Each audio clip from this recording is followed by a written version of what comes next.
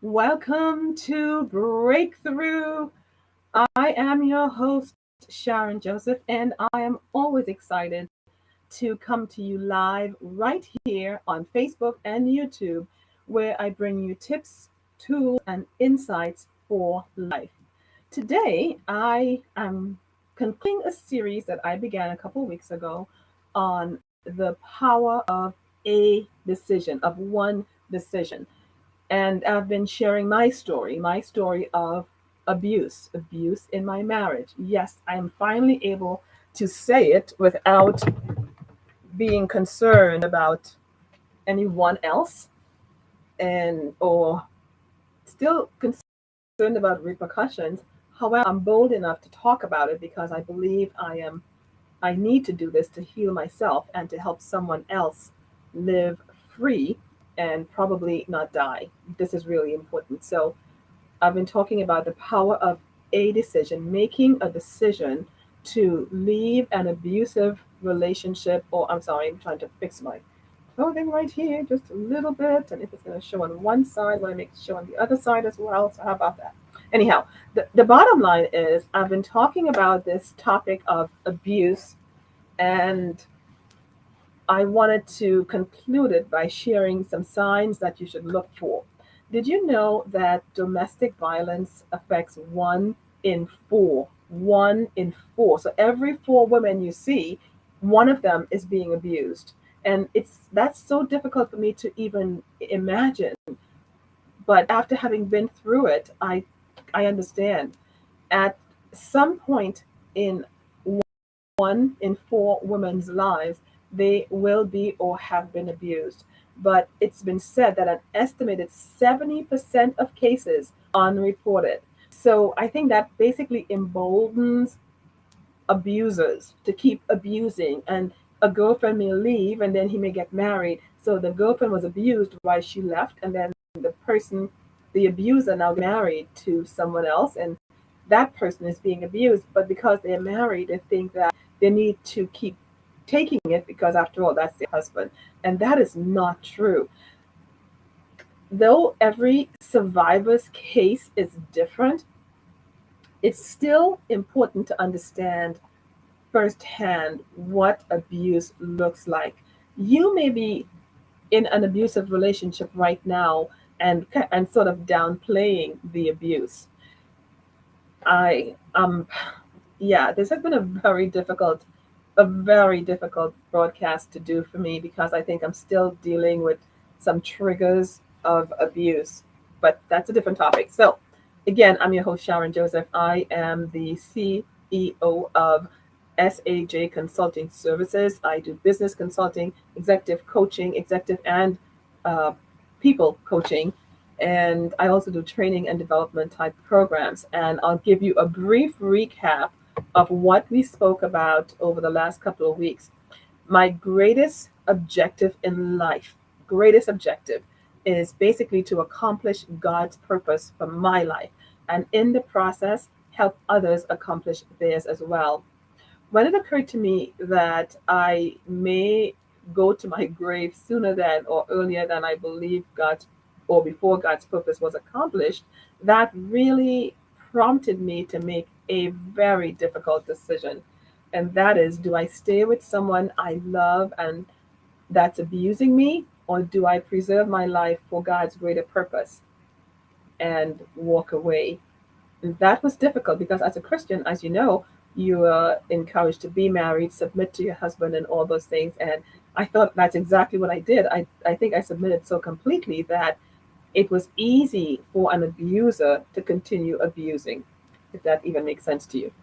Okay, I actually remember writing a note to myself at 3:15 one morning. This is just a brief recap of the things I've spoken about, a few things I've spoken about over the last few weeks. I remember writing myself, or actually first trying to stay up. It was 3:15 in the morning, sitting in a recliner sleeping because I was afraid to sleep in the same bed with them. And I remember sitting in this recliner, trying not to sleep, trying not to fall asleep at 3:15 a.m. in the morning. And I wrote this note to myself, trying hard not to fall asleep. I think my husband is going to kill me tonight. looking back, that triggered memories. But it occurred to me in writing that why was I still there? Why didn't I make a decision before? So you have all of these thoughts that come to mind after the fact. Nonetheless, if he had killed me that night, first of all, I wouldn't be here to share with you, but many people would not have known because I felt that it was my responsibility as a wife to hide my husband's bad behavior or to protect our marriage, basically. I was also hiding his abuse to me out of shame. I think that you begin to feel sometimes as the abused person that it's your fault why they're doing what they're doing. And you tend to think if I did X, Y, and Z, maybe this wouldn't happen, or he'd be a better person. I couldn't admit to myself that I made I needed to make a life transforming decision, or that I originally made a life transforming bad decision. Nonetheless, despite all of that, I believe that we go through challenging times in life, but there's a lesson to be learned behind it. And if you choose, and again, it's a choice, because after you've been beat down into the ground, you just feel like you might as well just stay down. But if you choose to get up again, and this is just a quick quote, I think I may have heard this someplace, that when you fall, it's good to or hope that you fall on your back, because as long as you're on your back, there's just one place to look, and that's up. And hey, that's where your help comes from. So remember that. Remember also that God did not create us to be in an abusive relationship. He created us all with a very specific purpose, and He wants us to accomplish it. So don't think that you have to stay in an abusive relationship and die being abused and not fulfilling your life's purpose. Who would believe that a charming, caring, lovable person can be an abuser hiding behind a facade? Who would believe that? I tell people I said I do to Dr. Jekyll, and I was married to Mr. Hyde, or Mr. Hyde came forward immediately after I said I do, Mr. Hyde showed up. So Dr. Jekyll was kind, caring, loving, compassionate, just so amazing. And then once I said I do, Mr. Hyde showed up. And Mr. Hyde was evil in every way. But that's a different story. Let's move on. Pride is a deadly thing, because I think had it not been for pride, you had this major wedding and so many people came from so many different places, including from England. Can you imagine people coming all the way from England to your wedding, and then a few months after you're realizing that you're being abused and you're wondering, should I walk away? How can I walk away? Give it some time, give it some time. So pride keeps you sometimes in a place where you ought not to be. Pride keeps us trapped in a bad marriage. Pride and shame caused me to hide my abuse and keep this secret that almost got me killed. After all, a good wife keeps her husband's secret, right? No, if he's an abuser, then no. The funny thing about abusive relationships is that we think that it's only a certain type of people. Again, this is just a recap of some of the things we spoke about over the last few weeks. We believe that abusive relationships only happen to a certain type of people.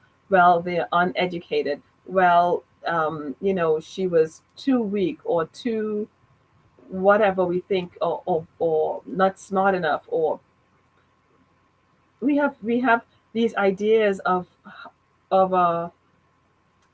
who who can be abused, but that's not true.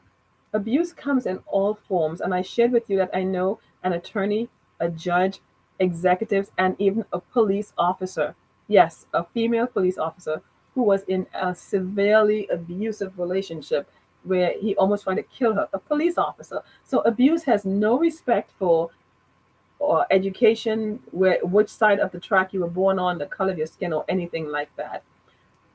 So remember that as you're dealing, if you are in an abusive relationship. I'll also share with you some information, the National Abuse Hotline, shortly, so that you can use it, make use of it. If you're in an abusive relationship, you need to make one important decision, and that is not to stay in it. One. And you need to make these decisions one at a time. So the first one I would say to make is make a decision to tell someone. Make a decision to tell someone. And the other one is make a decision to save your own life first before you think of, well, my husband can't do without me or the kids can't do without me. First of all, make a decision to save your own self first. Before I begin sharing this week's program on signs of abuse, and if you know someone basically who is in an abusive relationship, please share this with them.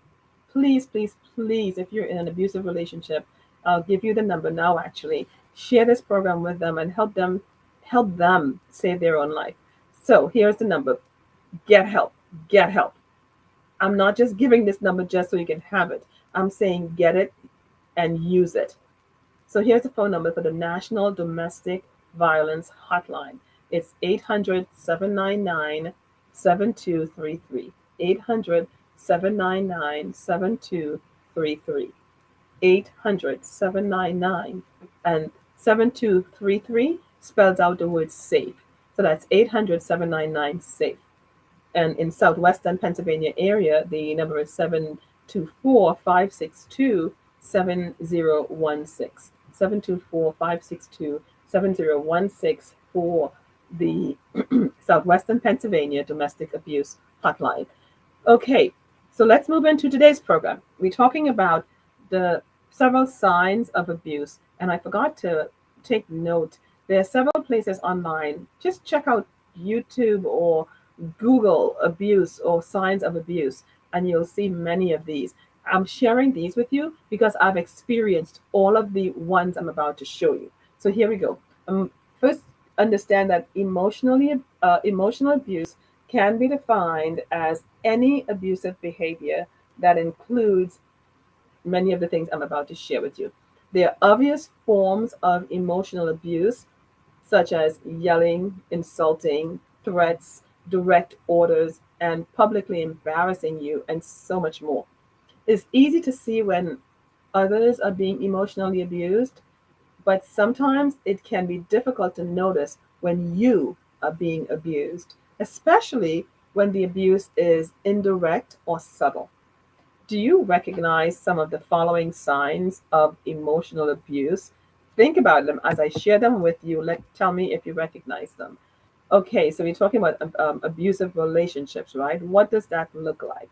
Generally, it starts with emotional abuse before it gets physical. And these include verbal aggression, intimidation, manipulation, and humiliation. I shared some of those with you at the top before. So, the first thing to look for in this verbal aggression, intimidation, manipulation, and humiliation, the first thing to look for is the blame game. Yes, where they blame everything, no matter what goes wrong, you are responsible. The blame game. And before you know it, you start wondering or believing that it's true that you are responsible to some extent. You'd hear things like, "You made me do it." Like one time, my ex-husband, backed into a dumpster and broke his taillight, and he said, "It's your fault. You made me do it." That was one of the first times I was like, I wasn't even in the vehicle. How did I make you do it? Well, because he was angry at me. He thought I was to blame because he was angry at me. It's not that he bumped into it by himself, but nonetheless. So those are some things you'd see. The other one is that you can't talk about some topics.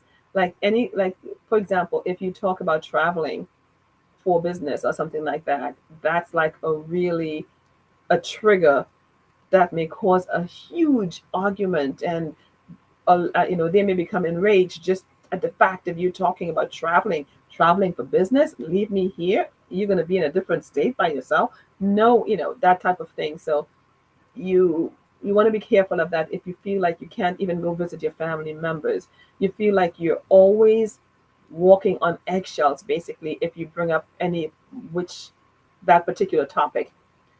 That's a clue that you may be in an abusive relationship, when you are afraid to talk about anything because you believe it will trigger them.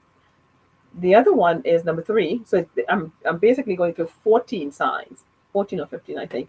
And number three is they control how you act, what you wear, how you talk, and how often you talk with different people. Then they say things like, I'm just trying to help you, or I'm just trying to protect you.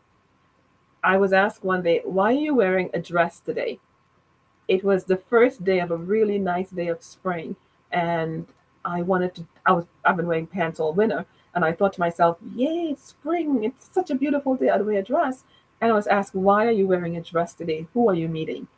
So things like that, trying to control what you do, how you act, where you go, and so on. Number four is that they try to change your plans and not tell you.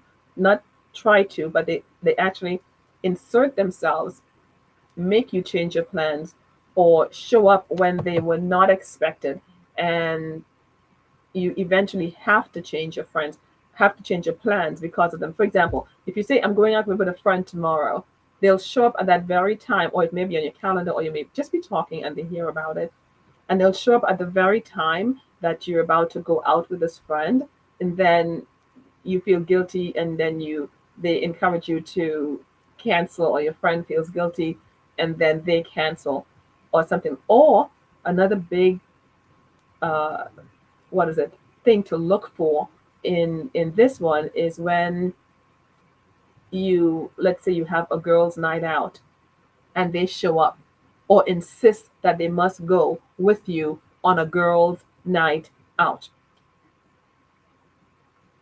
That's a huge clue. That's a huge clue.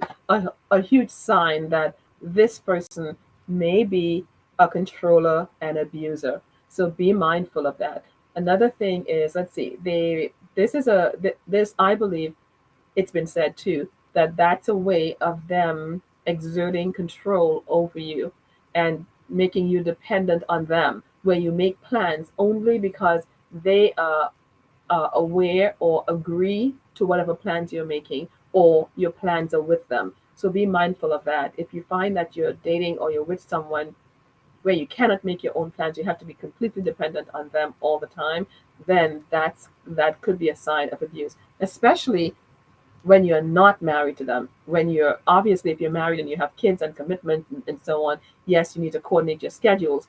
But if it is you cannot make any plan for yourself, and you're just dating or seeing someone, and all of your plans are dependent on their plans, be careful, because that's one of the ways in which they control you.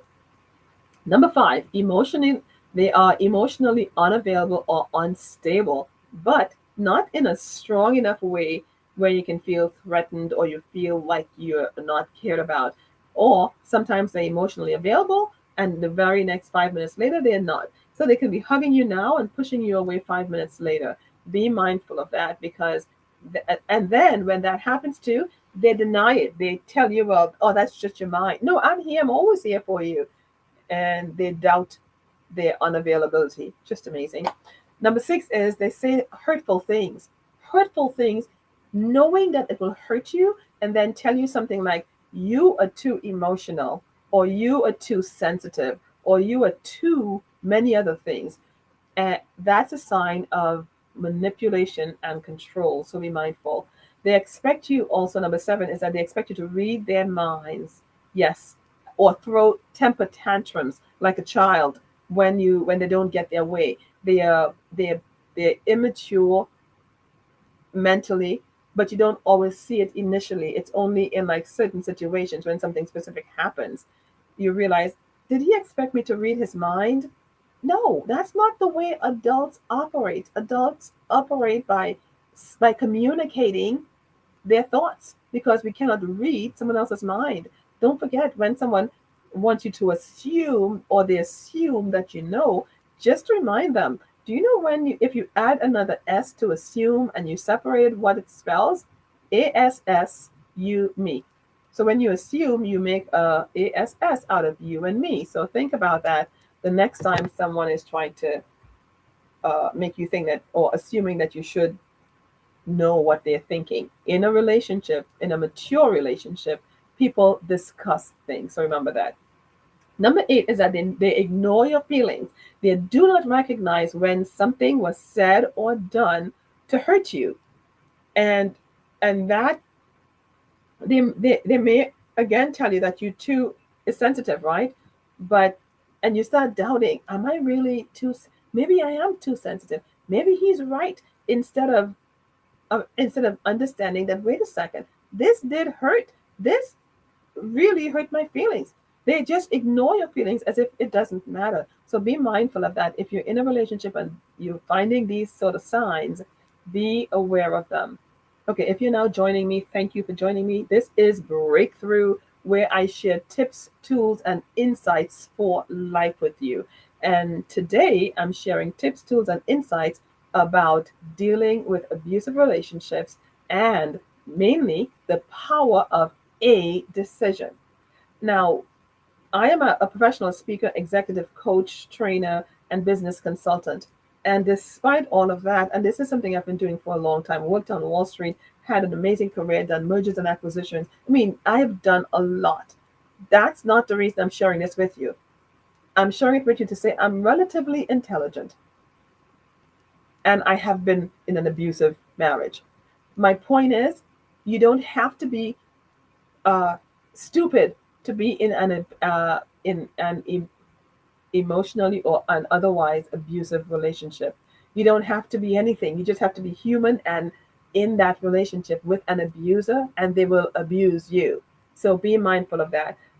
Something I've neglected to mention, and I want to mention it because I believe that being part of this organization truly helps us to build our confidence and grow. I am the history making president of the Laurel Highlands Toastmasters Club, and in Toastmasters, it helps you to become a leader. And being part of it, you're able to network, become a leader, communicator, and understand the importance of making decisions.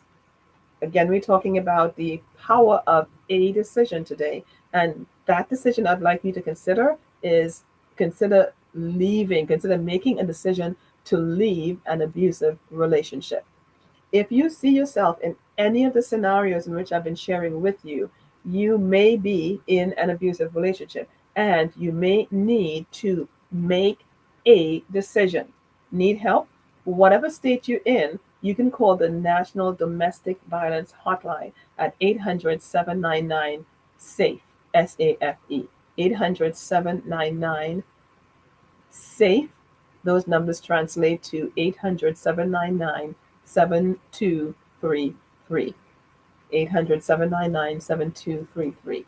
In southwestern Pennsylvania, though, the number is 724 562 7016. 724 562 7016. Okay, let's continue. Number nine in my list of 14 or 15 ways in which you can identify if you are in an abusive relationship. Number nine is gaslighting. Oh my gosh. I didn't realize what gaslighting was until I was in it. And gaslighting basically is where they lie about what really happened. That's a lie you'd hear quite often, or that didn't happen that way, or that's not true, or that's not the way. So basically, it would make you wonder, it happened this way, but because they're saying that's a lie and or it didn't happen that way, or they're making you basically doubty, like you may be looking at something that's black and they're saying no, it's white. Gosh, so you've got to be mindful of that as you move forward, because gaslighting is a great way of of people abusing you, and you just wondering, am I losing it? And then what happens is that, one, they're making you doubt reality. Two, this pushes you to become more dependent on what they say and think, because you're thinking, well, okay, I keep remembering things wrong, so maybe I should just believe what they are saying. So be mindful of that. They support your reality. Number 10 is they act differently when you're with others than when you're by yourself or in each other's company alone. For example, they may be caring and considerate when you're outside with other people or in the presence of others, but at home, they're rude, disrespectful, and insultive. or vice versa, or some of the, some of both. The objective of this is to control you, control how you act. For example, they may be loving and caring when you're outside with someone, and then they may walk away and you may be still standing there, and they'd look back at you, if especially if you're smiling or seem to be having fun. They look at you and give you a look that tells, like, makes you think, well, stop laughing, stop smiling, stop doing whatever, or get over here, without saying a word to you. So be mindful of that. Again, the objective of gaslighting or acting uncaring or all of these things is to control you. And another one, number 11, is that their love is conditional. That's really tough, right? You act the way they act the way you act the way they want you to act in order to be loved by them. Or they sometimes they even tell you, I can't love you when you're acting or doing X, Y, Z, or when you don't listen to me, or when you don't, whatever. So just be mindful of that. If you're being loved conditionally by the person you're dating, then that could be a sign of being in an abusive relationship. The number 12 is that they ignore or become jealous of your accomplishments. Oh my god, oh my gosh. They ignore, become jealous, downplay your accomplishments. That wasn't so hard. Or anyone can do it. Versus saying, oh, that was really great, congratulations. So everyone else may be applauding you and celebrating you, and this significant other may be the only one who is making it seem to be inconsequential. So be mindful of that. And they may say things like, anyone can do that, or that's not so what, so be mindful of those comments from your significant other. Number 13 is that they imply that you're selfish or not helpful, or not doing what they need you to do. So you're always finding yourself catering to their needs because they're making you feel guilty or implying that you're selfish or not helpful. They also don't trust you. And I think this is the last one I'll conclude here. Number 14 is that they don't trust you, or they need to know everywhere you are all the time. They may even stalk you. Yes, I have been stalked. I have been tracked and traced via my phone. And they could use a phone. So they may come and say, "Hey, here's a new phone. Got you an iPhone, a modern, maybe it could be even the latest version," not realizing that on the phone they have already fixed it, where there's a tracking system on it without you even knowing. They may even make you get a specific kind of phone or be on their plan with them. And on the plan, they're able to track your every call, your every text. There's so many things you can do, which I didn't know, right? That these things can already be installed. They may even get you a family plan, have your phone be on their phone with them, and not give you the code, the access code, so you can't take your plan off of theirs. Be mindful of that, because these are ways in which people use, abuse, and control you. If you're in an abusive relationship, I pray that you get the necessary help you need. First, tell someone. Secondly, call the national hotline for domestic violence. It's confidential, and no one would be able to yeah, they yes. Tell someone, call them. The domestic violence hotline is confidential, and they will help you. So, with that said, today we've been talking about the power of a decision, the power of a decision. And as we conclude, I want to say, if this is your first time joining me, please consider subscribing, please share, please like, please send me some comments and so on. Just know this. We've heard that practice makes perfect. Know that people practicing to hurt you, the perfection could be death, where eventually they kill you because of what they've been practicing to do for such a long time. Don't be their victim. Do not be an abuser's victim. Make a decision. Tell someone, then make a decision. Even if you have children, business, whatever the case is, those things can be worked out. Make a decision to save your own life first. Allowing someone to practice abusing you can lead to death. Don't let them. I didn't. I made a decision, and I took back my power. I took back my life, so that I can live with passion. I can live with purpose, and I can help you also live with passion and accomplish your purpose. So the number again for the National Domestic Violence Hotline is 800-799-SAFE. 800-799-SAFE. SAFE. That translates to 800-799-7233. And if you're living in the southwestern Pennsylvania area, the number is 724-562-7016. In this series, I've dealt with the power of a decision. I implore you, make a decision. If you're in an abusive relationship, if you don't know if you're in an abusive relationship, or you're guessing, or you've seen yourself in some of the things I've spoken about, maybe you are. Why not have a conversation with the National Domestic Violence therapists and professionals, and have them help you walk through it? They actually help you also figure out how to leave, and know this, uh, it is difficult and dangerous, right, to tell the abuser that you are leaving. So when you make a decision to leave, do it, make a clean cut, and go. Okay, there are new dimensions of joy, love, peace, purposeful living, and business growth, and so much more that you can have in this life. So do not let an abuser take it away from you. Right now, I'll pray for you. Father, in the name of Jesus, I pray that you keep, guide, protect, and establish us for your glory.